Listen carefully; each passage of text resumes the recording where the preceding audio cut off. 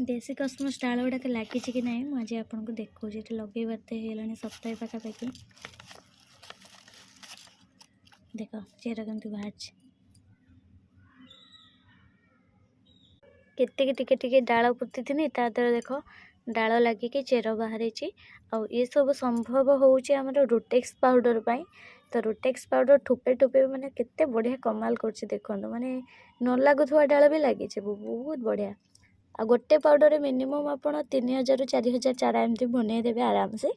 आ गोलाप ठारू नहीं एमती कस्मस देसी हो कि हाइब्रिड हो कस्मस आउरी चेरी गोल्ड ता छड़ा मोर बहुत प्रकार सेबती हाइब्रिड भेराइटर भी आउ हार्ट पाइन जहाँ आम हार्ट ग्लोरी कहती आ गोटे हूँ स्टार ग्लोरी सबकि मो डालू ही एमती लगे मंदार तो मोर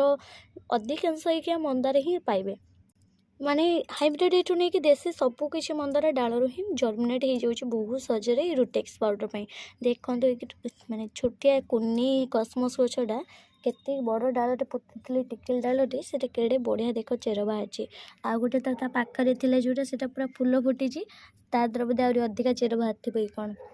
तो यहाँ को ये सिफ्ट करी मोर गोटे भल ग्रो बैग को ना कंटेनर को तो ये उपाड़ी देली। तो युवाक ना मदर प्लांट अपेक्षा बहुत अधिका फुल दिए बाकी यार हूँ लास्टिंग भी बहुत अधिका दिन माने कौन कहले माने मदर प्लांट बहुत कम दिन नष्ट हो जाए बाकी ये चारा बनई गछ गुड़ाक ना बहुत दिन पर्यंत रहे फुल भी मतलब सेमती बहुत दिन जाए दिए।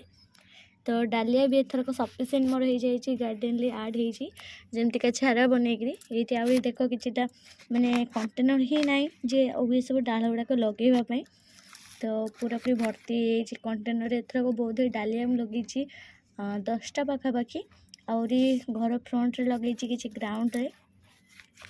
ता छड़ा ये गोलाप देख केमती लगे डालू ये भी मतलब से रूटेक्स पाउडर पाई है कि देख केड़े बढ़िया पत्र देख कौन लानी सब मैं डाल लगे कि पत्र देले नुआ पत्र बहुत दिन हम लगे गुड़ाक 3 सप्ताह पाखापाखि हम मिनिमम लगुच मत जहाँ आउर ये किसी गोलाप अच्छे मुझे देखा तो युवा भी मत देख ये तो गोटे गोलाप रखिली लगे ये कंचे यहाँ गोटे यहाँ अलग गोलाप टिके भेराइटी टिके अलग आसो तो यहाँ गोटे हितपाई रखी अलग। तो एथरे देख पत्र कौलिया माने कौलुची युवाक नुआ पत्र दौची आउर एमती बहुत सारा जूही आउर बहुत किसी लगे एमती तो जोड़ाक डालू अति सहजरे लगी जाइए। बाकी कस्मस तो ये आप देखिले केमती चेर बाहरी मैंने मुझे भाविली उपाड़ी देखी आपण मैंने देखिए कहीं एथरे कड़ आसला माने निहाती चेर बाटे विश्वास थी उपाड़ी देली।